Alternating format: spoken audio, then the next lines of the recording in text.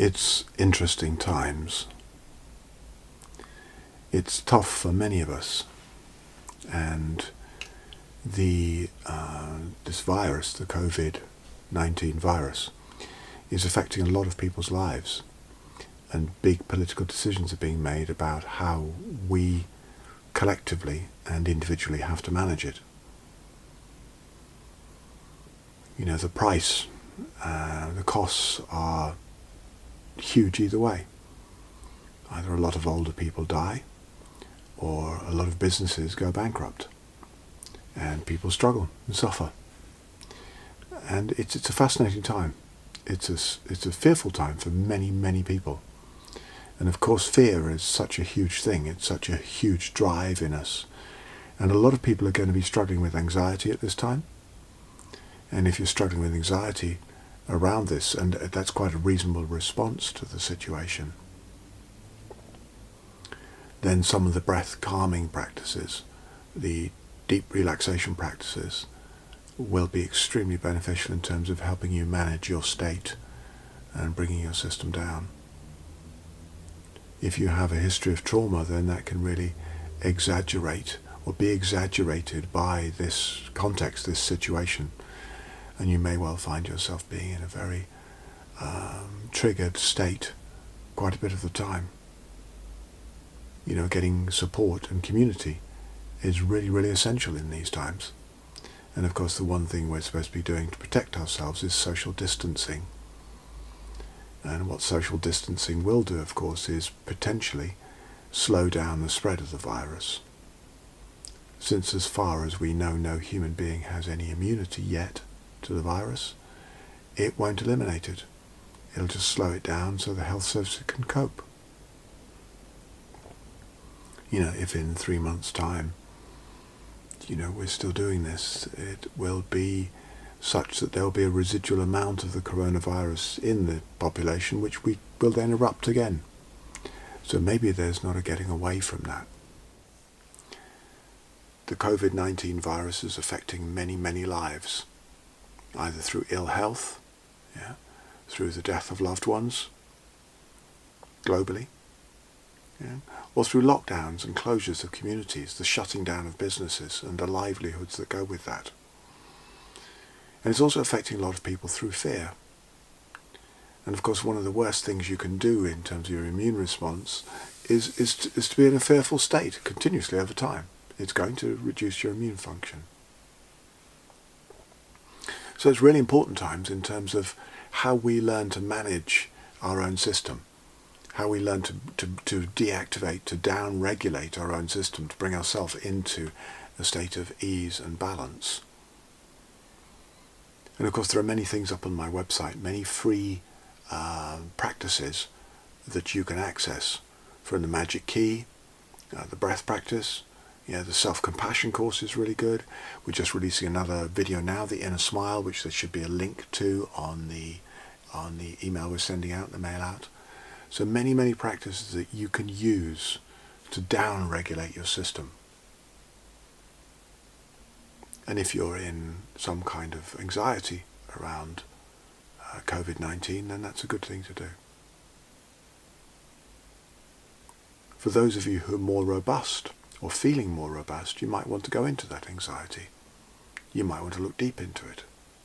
Look deep into the fear. Look directly into the fear. If you go into the fear, the root of all fear is the fear of dying, the fear of death. Whether that is destitution, whether it's death itself, that's the fear. And we have the opportunity to feel into that feeling, to go into that feeling, to land in that feeling, and to make friends with it.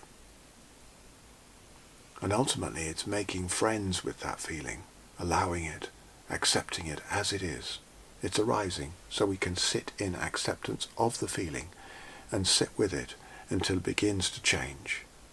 It will eventually begin to change. It might take time. But go and sit with the feeling.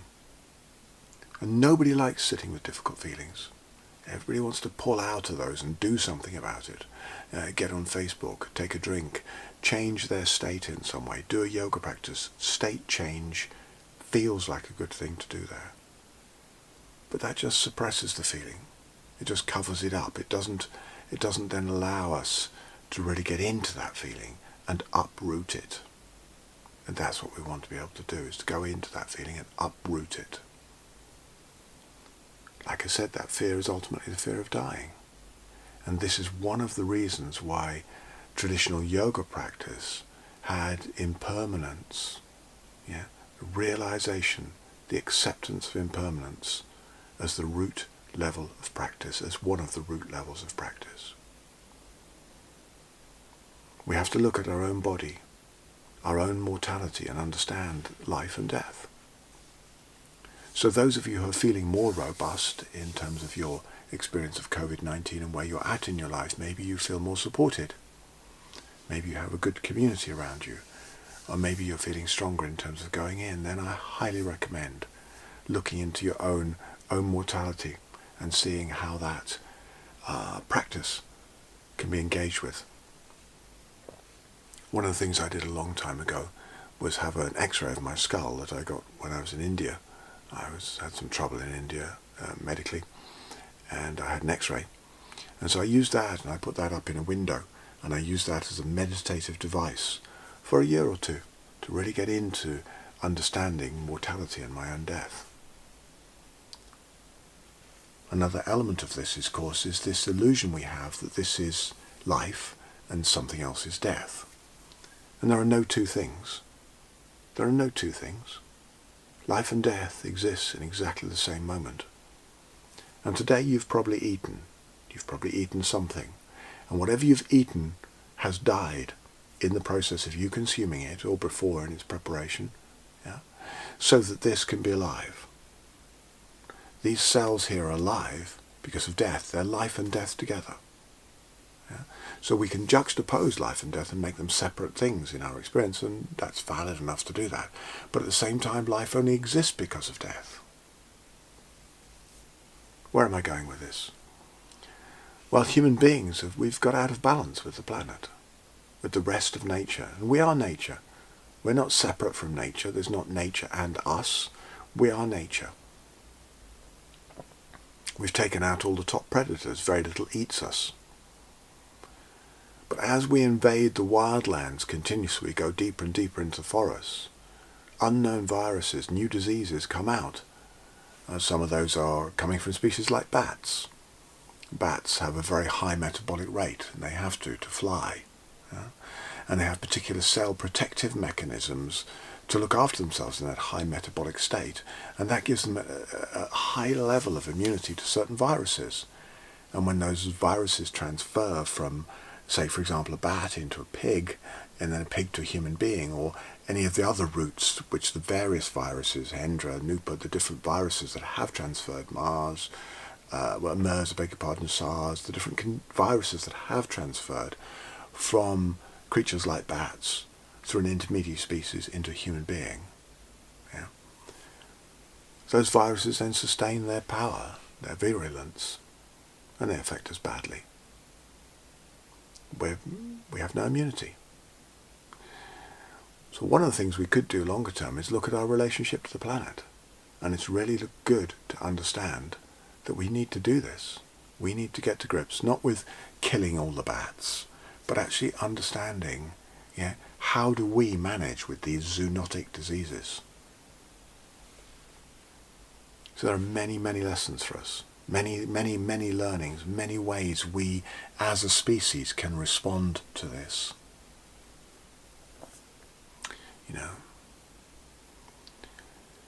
Having some kind of herd immunity is going to be necessary in the human species for these kind of conditions, because they're probably not going to go away, because there is an animal reservoir for them as well, and they now have access route into human beings.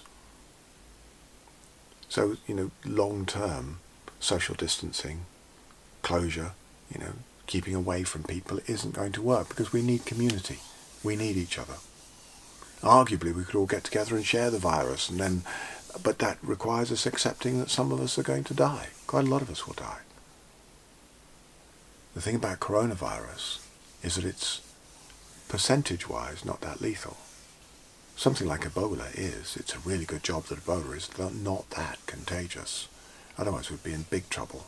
Ebola is like 90% mortality rate. Huge. So I pray, that this is not, just a sign of things to come. But it probably is. There probably will be other viruses that come in and aim to replicate themselves through the human species. And what viruses do is they don't have males and females. They're not sexually dimorphic like mammals are, like we are. But what they do is they use another species, the replicating mechanisms, the replicating genetic structures in other organisms to reproduce themselves. So they invade an organism, get through the immune system, and use the genetic mechanisms to replicate themselves, reproduce themselves, and get out. It's kind of cool, really, if you look at it. Yeah? And they're life too. They're part of the livingness on this planet. They help keep things in check. Just like wolves keep deer in check. The deer keep the grass in check. It's part of the great chain of being, the infinite restaurant of life. And we're part of that too.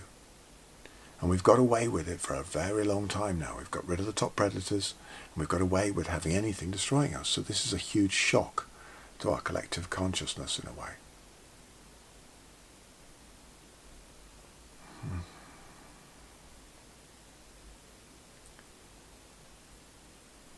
One of the practices that I do is a viral meditation. When I get ill with a virus, and I get ill sometimes, I do a viral meditation. And I'm going to take you into that in a minute, if you're feeling robust enough and good enough to do that. For first, what we have to do is be in a place of acceptance of impermanence. I'm in the age category that is at risk. I'm not in a category that is at risk from underlying conditions, as far as I know. I don't have diabetes. I don't have high blood pressure. I don't have some of the conditions that would be at risk. I'm not obese. And those are some of the at-risk conditions. But I'm definitely in the age bracket, over 60.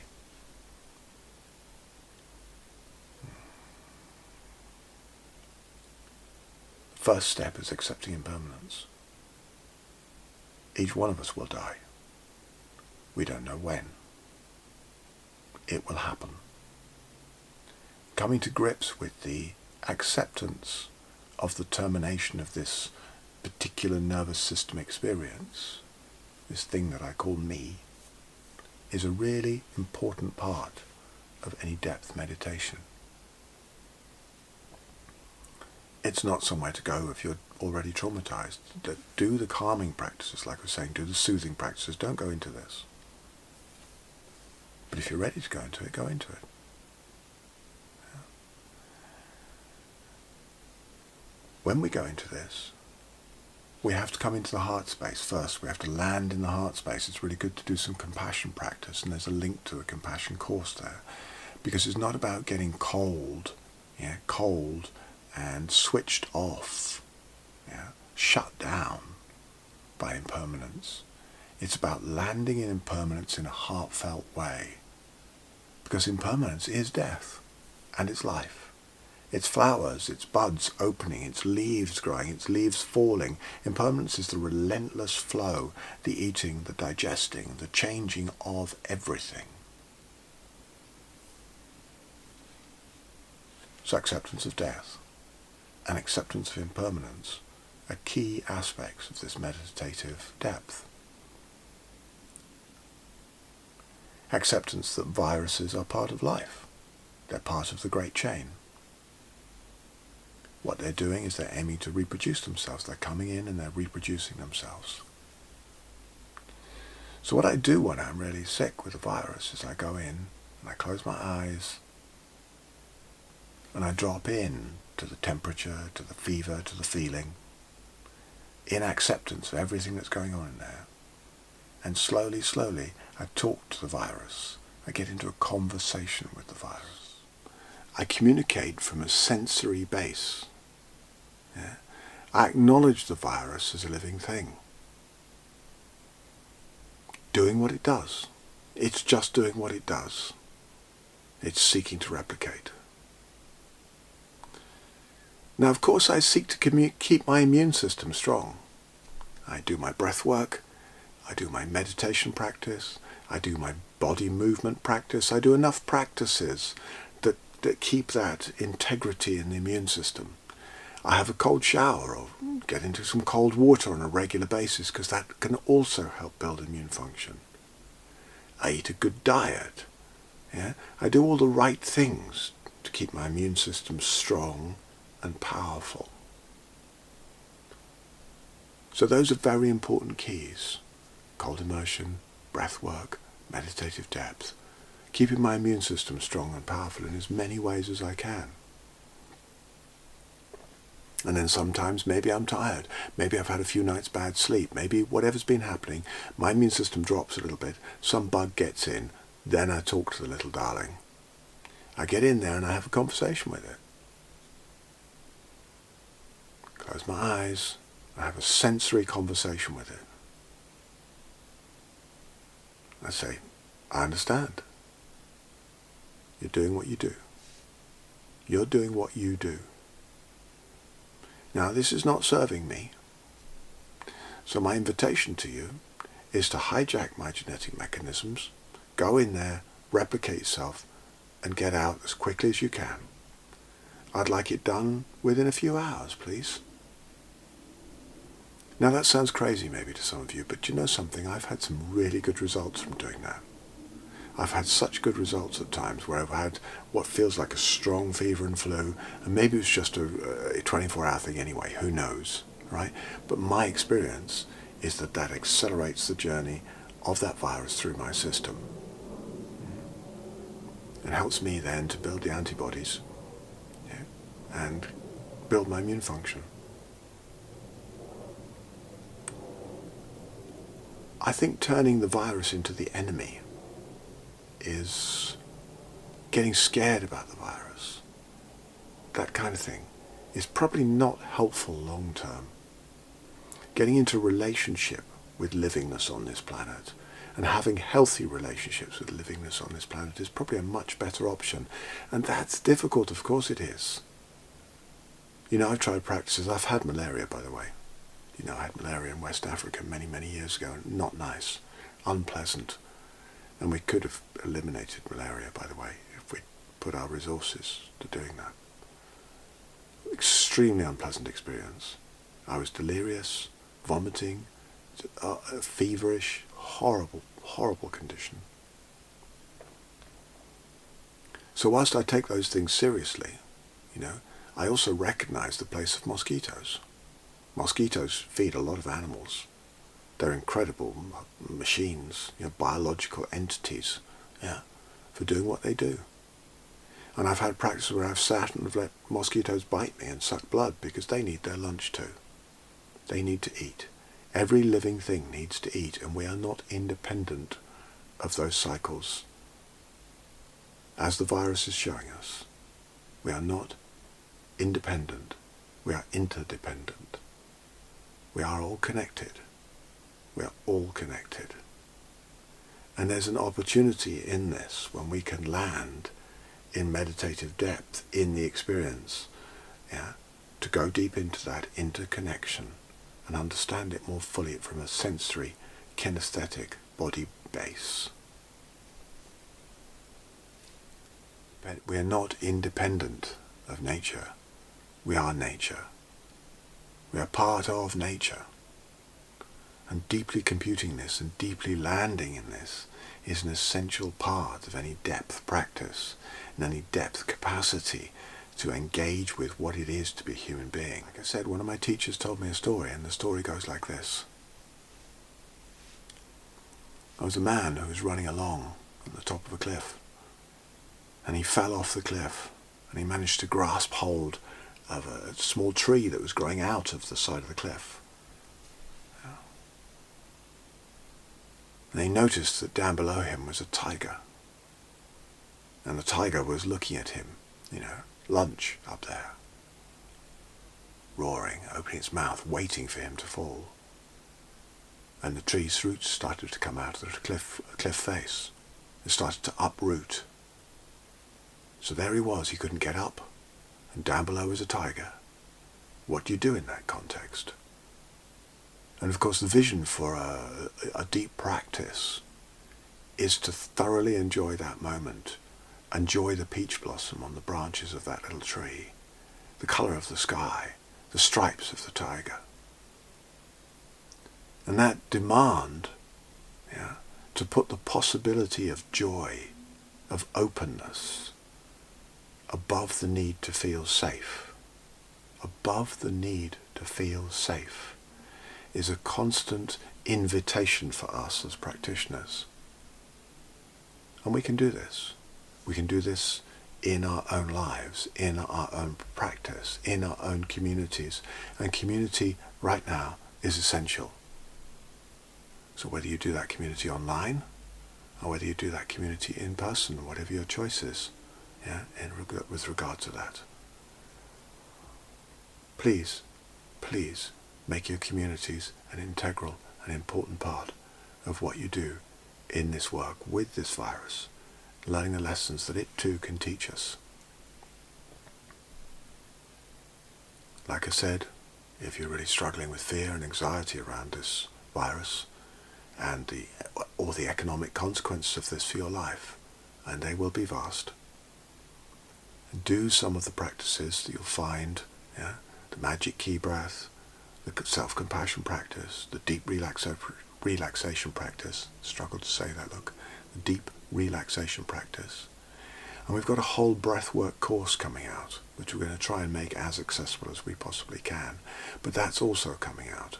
And I think that's 25, 26 lessons for the first course, with over 25 practices in it, really useful ways of understanding how to be present to the breath, and also how to change state.